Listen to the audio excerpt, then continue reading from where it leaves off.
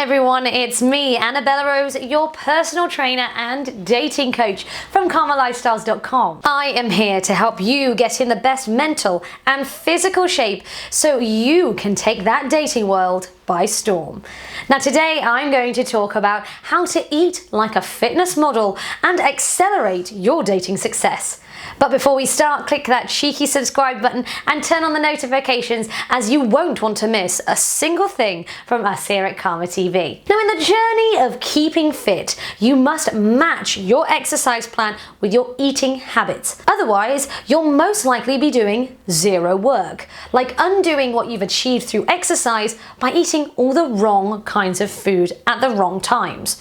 Also, we all know that physical appearance is vital when it comes to dating. I mean, a woman will fall in love with you with the way that you look right as you strike her on the first meeting. But after that, that's when she falls in love with you as a person. So you want to put your best foot forward. Now, you're probably saying that clothes can do that. Well, clothes fit and look better when you have a more beautifully well-rounded muscular body. Also, you will need to be in excellent shape when you get your clothes off. Yes, because that's what we want. Dating and attracting quality women is challenging in the most half, but it is the sole reason that you need to have at least one thing going for you. Now, a significant body will do that for you. Now, since you know that there is no getting a great body without the proper eating coupled with working out, because you've been listening to what I've been saying, let us look how we can eat like an absolute fitness model and to get you the ultimate body for your dating success. What to eat? With getting fit as the bigger picture, make it a habit to eat unprocessed whole foods as many times as you can. You can eat healthily by incorporating high quality fish and meat into your diet. For your essential fat requirement, bring in such fats as nuts, coconut oil and avocado oils. Throw in whole foods such as quinoa, brown rice. And lastly, do not forget to include a ton of those vegetables. The best thing about brown rice and quinoa is the fact that they have a lower GI rating compared to white boiled rice or white pasta. In other words, if it carries a label with all those red warning percentages on the dietary requirements, avoid them as much as you can. Better still, if you cannot articulate or pronounce some of the ingredients, steer clear of it altogether. Stick to it. More often than not, people fall victim to the temptation of ditching their plans because the results aren't as forthcoming or as fast as they want them or desire them to be. Now, staying disciplined to your diet plan can be tasking, but it is so beneficial in the long run. Now, to make sure that you stay on it, how about you try out doing it with others and get them to join in? Better still, keep supportive people around you. Also, don't rush to start the regime before you are relatively stable and able to commit to it. Eat protein. Having protein such as fish, eggs or meat in your diet not only satisfies your appetite, but also regulates one's metabolism. Consequently, you are likely to have a reduced craving of junk food. You don't have to do anything extra to achieve the right protein intake.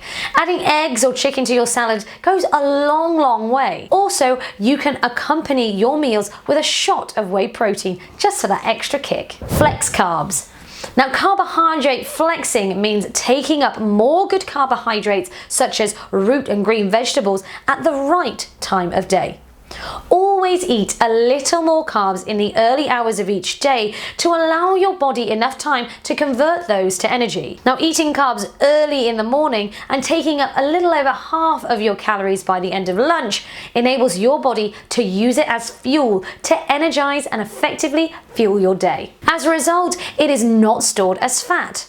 And secondly, eat starchy carbs like rice and potatoes after you've done a large amount of exercise. Now, this is going to provide your muscles with the energy it needs when you need it most. Also, it will help with recovery from training, reducing those insulin spikes, and makes it easier for your body to absorb those friendly proteins. Note that you should eat fewer starchy carbohydrates in the evening, or hopefully avoid them altogether. Instead, opt for the good fats like high protein foods. It is especially so if your goal is more inclined to losing weight. So avoid those carbohydrates in the evening and you'll see a better result. Post-workout, the 45-minute window. Now, roughly 45 minutes after exercise, your muscles are open gates. Now, though they don't entirely close after this period, the rate at which they absorb nutrients reduces after 45 minutes. If you are serious about training, always make a point of eating a small portion of carbohydrates and drinking a protein shake after you work out within that period. Training events. There is this misconception that if you have one training event that's an endurance event, they should eat carbohydrates before, during, and after exercise. Now, this shouldn't necessarily be the case. If you're training in the range of low to medium intensity, you should be eating balanced meals, comprising of at least 30% protein. On the other hand, if you train at high heat, make a point of eating more sweet potatoes, walnuts, and date cake, nut kinds of butter, blueberries, and fruit smoothies. As you can see, there is no need for more sugary drinks or carbohydrates in either case. Cheat meals. Now, I know everyone is usually quite uptight and disciplined whenever they're keeping fit, and especially the diet aspect of it. Now, it's good to keep diet discipline. However, it's also good to have a cheat meal occasionally. Now, I'd encourage you to aim for 85 to 95% discipline each week for your diet. Also, it doesn't have to be an unhealthy cheat meal just because the word cheat is in it. There are many ways that you can make a healthy cheat meal.